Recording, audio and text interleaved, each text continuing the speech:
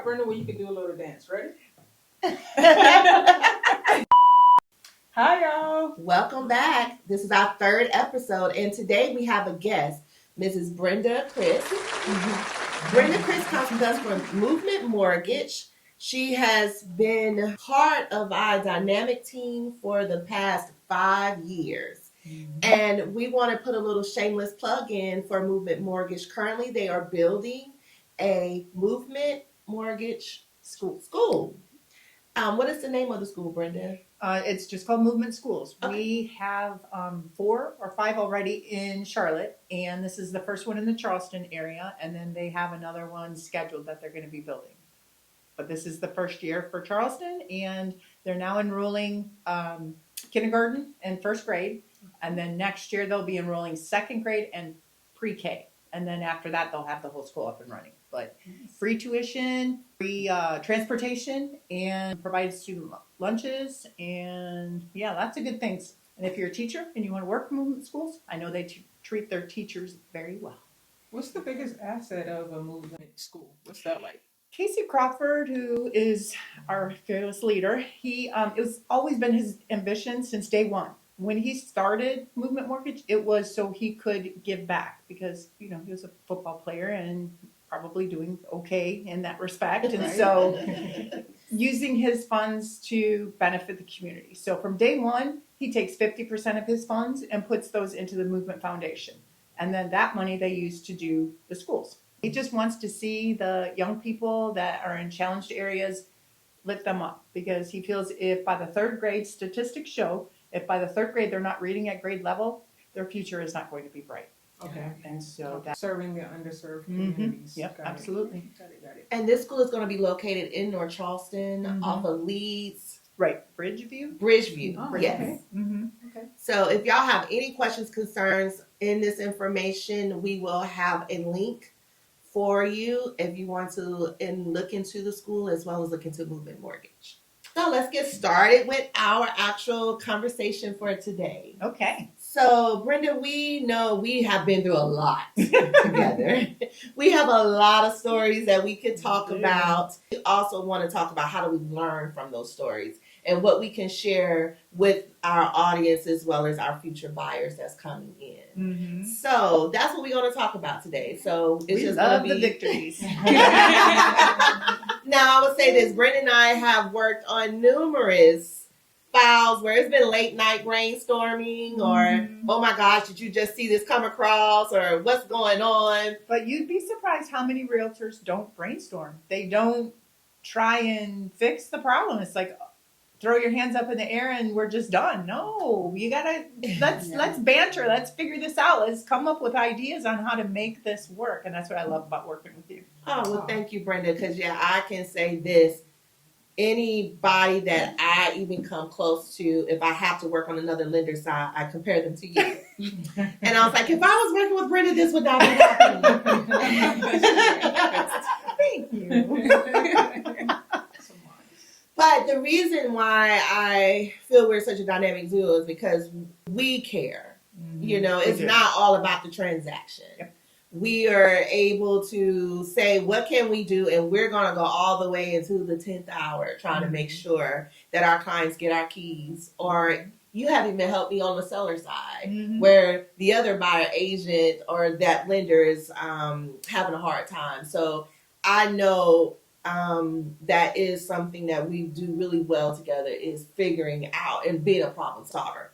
So today we're just going to kind of go off a little bit of some possible did you know, and let's just see, how we can combat some of the things that's going on. Okay. So first question, did you know that you can have a tax debt and still purchase a house? Brenda, how does that work if you have a tax debt and you still want to buy a house? So if you owe on your taxes, you would set up a payment plan. I know some people elect to just pay in what they can, but if you have a payment plan, then an underwriter can take that payment amount and add that to your debt ratio and just count it in your debt ratio. And one of the beautiful things about conventional lending is if you owe less than 10 payments, we don't have to count it in your debt ratio. But on FHA, you have to add that to your debt ratio no matter what. State housing, if you're going to use down payment assistance, they have a cap of $3,000. So you can't owe them more than $3,000 and use their program. So you want to be very careful to make sure that if you do owe, it's okay. Just go ahead and go through the motions, take care of what you need to do. USDA requires you make 3 payments before you can move forward. And I think state housing is the same way. So different programs have different rules. So we want to make sure that we hit that head on up front. We know, don't hide it because they're going to find out. It's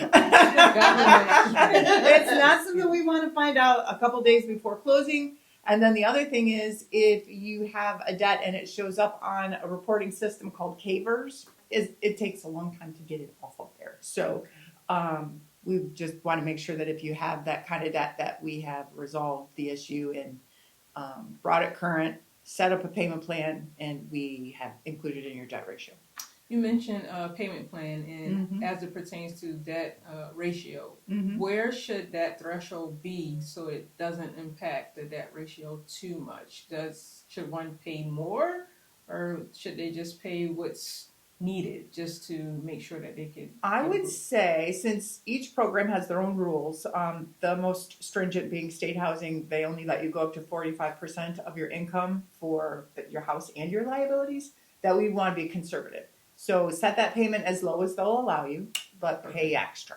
Perfect. You know, because you are paying interest on that. So Perfect. pay as much down as you can, and then you can always later reanalyze that payment with IRS if you get to that point, but hopefully it's not that much and you get it paid off. Right. But I know things happen. Absolutely. I want to give a little story. I remember a time we had a client that needed to get on a payment plan for state housing. I remember that gentleman. And, and I even went to the IRS office with him. Because he was never going to figure it out on his No, own. he wasn't. And only for us to get there, and they said, if you're not going to be on the taxes, you can't be in this office. Because it was like around COVID time. So I literally had to write a piece of paper of all the questions he had to ask. I tried to go in there with a cup of coffee. They didn't allow that either. And I gave it over to the security guard to give to him. And then I went back out in the car and I sat on the phone with Brenda all day during that whole time saying, I think we're going to mess this up. And we're gonna get it closed. But guess what? We got it to closing, didn't we? We got him there. We did. All right. So let's keep moving. I know that there's so many different down payment programs that's available. Did y'all know that there are programs that's available specifically for the workforce? So it means if you have a specific job or if you live in a specific city. Let's go into detail more about those particular or specific down payment programs. Yeah, that's available. state housing has a program called Palmetto Heroes, and that's what it's based for, is the heroes. So the firefighters, the police, the teachers, the medical, EMS, and correction officers. So if you're in any of those categories, they consider you to be a hero because those are, not that any other job isn't tough, but those are tough jobs. So they give you a little bit extra. State housing has the same money year round for everybody, but for that particular window, it's usually April 1st it opens up. Instead of the $8,000 that they normally give you, they bump it up to 10, or at least last year. I'm hoping this year it's a little bit more. But that's kind of where we stand. So yeah, they'll give you that little extra bump, and the interest rate's a little better too. Not drastic, but every little bit. Anything helps. This is true. Yeah, I agree, because when in today's market, even if we're able to negotiate closing costs, can you use any of that money to help buy down the rate, or should we use the closing costs to buy down the rate? Oh, on state housing, you can't buy down the rate. One rate for everybody, which is kind of a beautiful thing if your credit score is not all that good. Yeah. It doesn't really matter. I mean, you just need a 620 for that program, and so as long as you're there, then you have the same rate if you have a 620 or you have a 780. So. Correct me if I'm wrong. You could be able to purchase anywhere using that loan program. Correct. Or is it specifically to a certain? No, there's just income limits. So as long as you're within the average median income, and I think it's pretty high. It's like 120,000 or something. So most people will qualify. And then the County First program also has the the criteria where it's got to be income based, but they will go into certain counties like Walterboro, Bamberg, and they will give you 8,500 instead of 8,000. So there's a county first program. There is a % or a 5% DAP. It's not their normal bond program. It's another program that they have a separate servicer for that. The guidelines are a little different. They'll go up to a 50% loan to value, but they charge a higher rate for that program. So we'll look at all the different avenues like Movement Boost as well, and see whatever avenues that are out there to help with down payment assistance.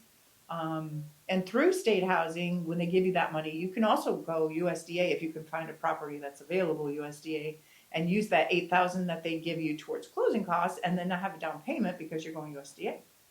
Oh, that's really good to know, because we do have a lot of clients that do look in those USDA areas, but they're still needing help on the closing cost side. But that one's a 43 debt ratio cap. So that, and then you can use VA also. So if there's no down payment with VA, and you can use that money for closing costs or paying down debt.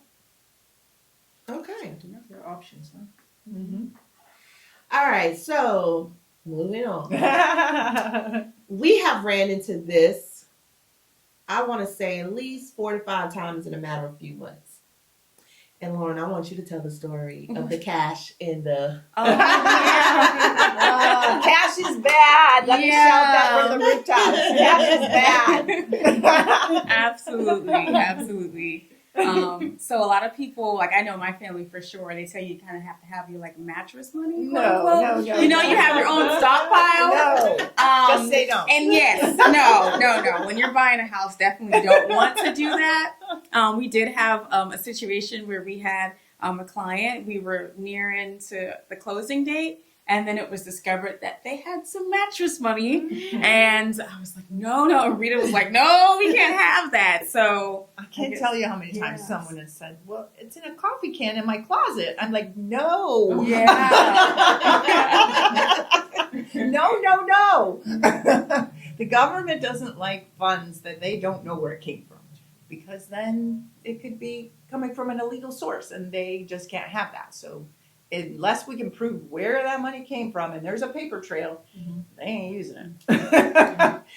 So it's best, from what you have mentioned numerous of times, at least the last 2 months bank statements, try not to do any cash deposits. Right. And that also can be considered Venmo, Cash App, all of those things add up too. So let's talk about that. Mm-hmm. So is it if they're sending money out, or are they receiving money? Or is it both? Oh. If an underwriter looks at your bank statements and they determine it looks like there's a similar amount going on a regular basis, they're going to assume that there's a liability that they don't know about that's not on the credit report. So everyone always constantly go doing the fish fries, that's a liability? Yeah. Yeah. Well, I think there's some programs out there that it's kind of like layaway, where you can buy something and then make payments. Like Afterpay, Yeah. Klarna, stuff They like don't that. put that on the credit report. So underwriters have now figured out that they have more debt going out than they're disclosing, and they pick up on that. This is true. So between the cash going out and the cash coming in, they analyze bank statements very thoroughly. So if your friend wants to go to a concert and they want you to buy the tickets and they're going to Venmo you their half, you better have paper trail to show that, or let your friend buy the tickets. Okay. Wow. So remember, 2 months of that, of none of that, rather. Yes. 2 months of none of that. Yes. So don't use Venmo, Cash App, Zelle within the time frame that you're wanting to purchase a home. Do not have any mattress money stored. Yes. What else? Shoebox? No, not in shoebox money. Or the safe. Yeah, no. Now, there will be times, because we just had one come up, there will be times where, say, if you purchase a car. I'm sorry, not purchase, but sell a car. That can be sourced. So As long as you have a paper trail. So if you sold that car and they gave you cash, you have a problem. If you sold that car and you didn't get a copy of the title that they signed, you have a problem. Okay. So ask questions. Ask questions before you do things if you're going to buy a house. True. It's okay to do it because we can source it, Right. but we need to get all the proper documentation to make sure we can source it. And you said a good point to ask questions. What I encourage all of our buyers, it's okay to ask. Because I'd rather you ask up front and we figure out a way to make this work versus you doing it. Right. And then on the back end, us scrambling, trying to figure out a way to make it right. Yep. It's much easier if you know going in, and then we can get the proper documentation. All right. So our last episode, we were talking about the different generations. And we know the Generation Z is starting to come into the workforce. Or it could be the Generation X, where we're kind of exploring entrepreneurship as well as trying to hold on to a job too for security. How does that work when it comes to how many years we need to show employed, or what can count for employment for, say, for instance, a college student that is coming in? They like to see a 2-year history on just about any job. So if you are recently in the industry, you're going to need 2 years. But if you have a history in that line of work and you say you left this job and you went to this job and now you have 1 year tax return, we can do 5 years. If you have 5 years in business, we can do 1 year tax return. But you need to, if you're under 5 years, you need to have 2 years. So it's going to be difficult if you don't have enough time on that second job to count it. So what about a college student wanting to come in to purchase a home? They just got their offer letter and they're moving to Charleston and they're looking at the rent compared to owning. What advice would you give someone that has the ability to purchase even at such a young age with a fresh, brand new career starting? If you have a contract from an employer that is going to take you on, just have them put a start date in that offer letter. The underwriter will ask HR if you've passed your, background check and all of the things they do in the background and that you're good to go to start on that date. As long as we can say that, you can buy a house before you've even started. Because sometimes teachers transfer around and they have a contract to start and they need to move their family here before they start work. So that can happen.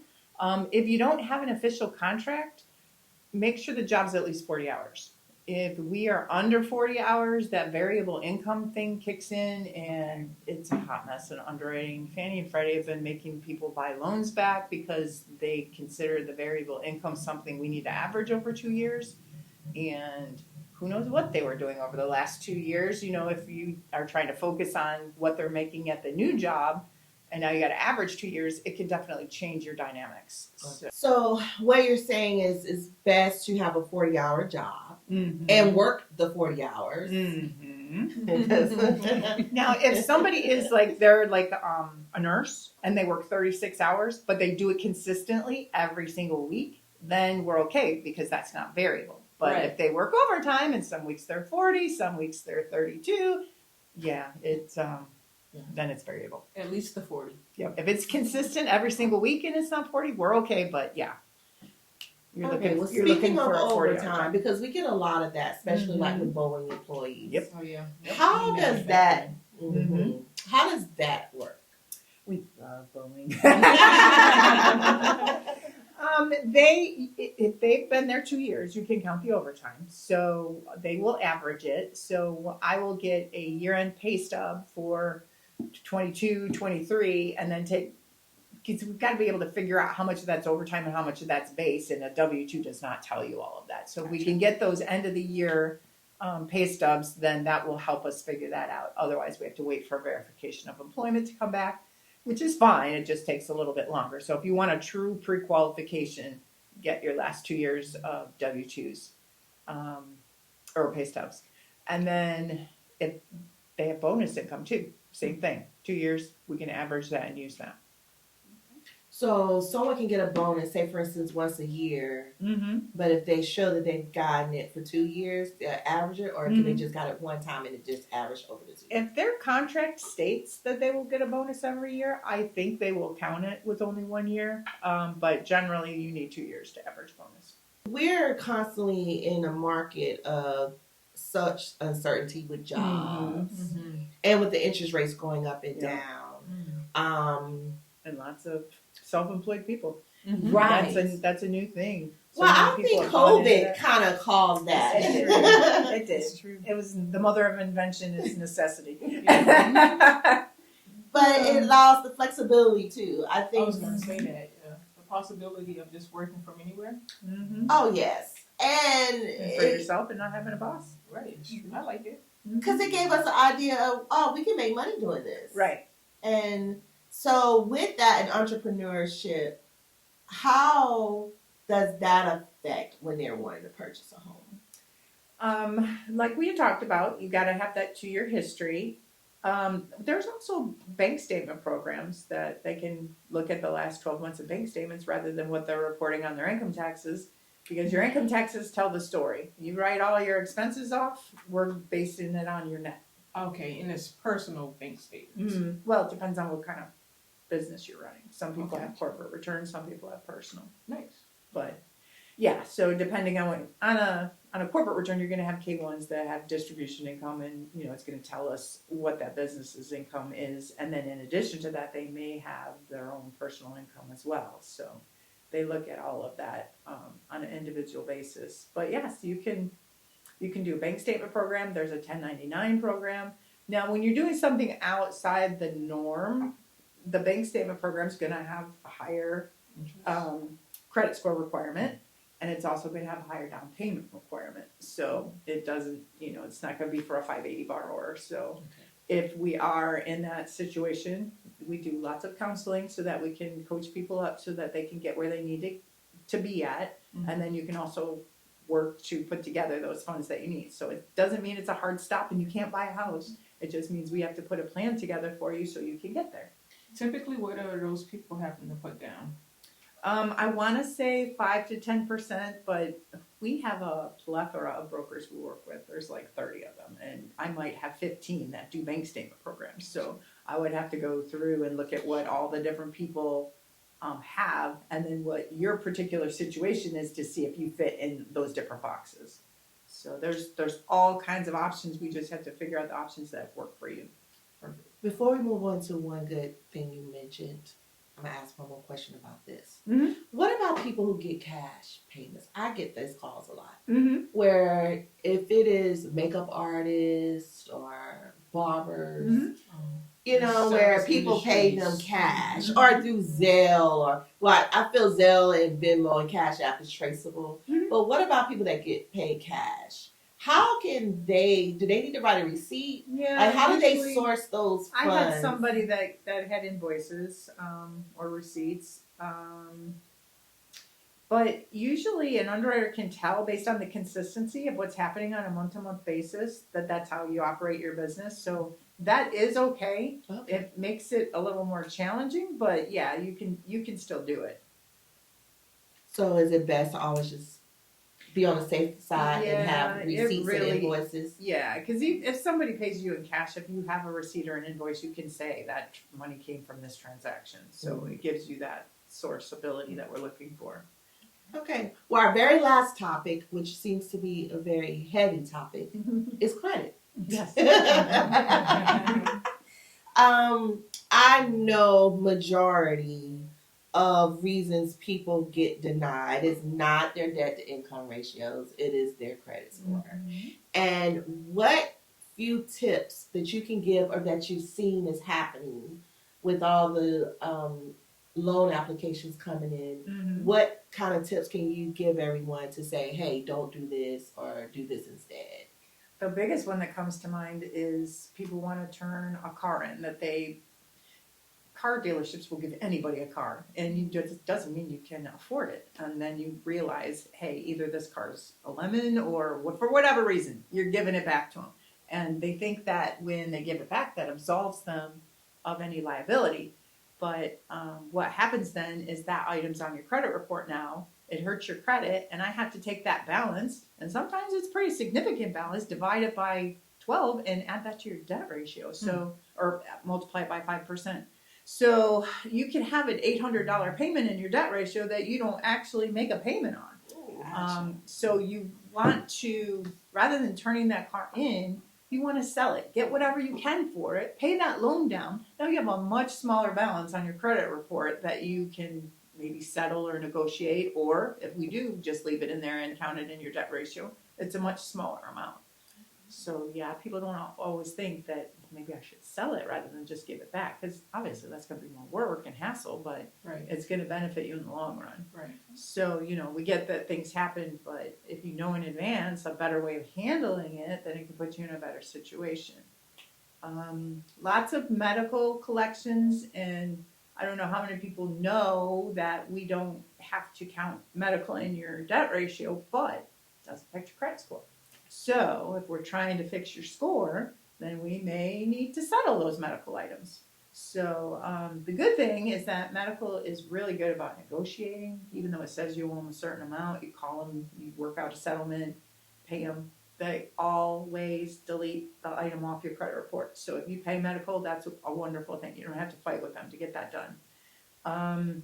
The other people that you may have a collections with, She said the other people. yeah, may or may not.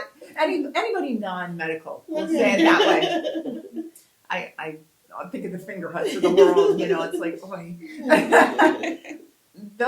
Those type of creditors, it's a little more cumbersome to get what you need, but if you call them, same thing. Make a settlement with them, pay them, but tell them that you would like to tit for tat. If I pay you, you give me that letter. Tell me you're going to delete it. Yeah. So if you don't delete it off your credit, then it actually makes your score worse initially because it reverts to current. It might be something that's been on your report for years and you're just now paying it and it looks like it happened yesterday. So it's going to hurt you in the short run. It is going to help you in the long run. But if you get that deletion, then it doesn't matter. So deleting collection is really important. Credit cards are super important. Keep those down at 10% if you can. Being over the amount, the available credit line is something that I see with, the economy that we're in right now. Some people are using that to get by, and then they go over that limit. That automatically tanks your score. So your first break you're going to get is 50%. You'll get points at 50%. When you're at 30%, you'll get more points. Ideally, 10% is where we want to be. We can't always be there, but if you do wind up running your cards up, that's your goal, is to get to that 30 first and then get to that 10, and then you'll get the most points possible. That's one thing. I know I learned a lot today. Even working with you on a daily basis, that banking is not our area of expertise. Mm-hmm. And as much as you teach us, we try to go out into the field, but it also lets us know that you have such a huge source of knowledge when it comes to the lending side of everything. Things change all the time, just like in your industry. Oh, yes. So, guys, this here is just a taste of how knowledgeable our team can be and who is willing to help. Next, we'll probably be talking about credit. It seems like we have that is a whole topic left for a whole entire podcast. So we will work on that another time. But thank y'all so much for joining us today. And we look forward to seeing you on the next podcast. And always click and subscribe to our YouTube channel. And stay tuned. We're redefining the low country. Bye. See ya. All right.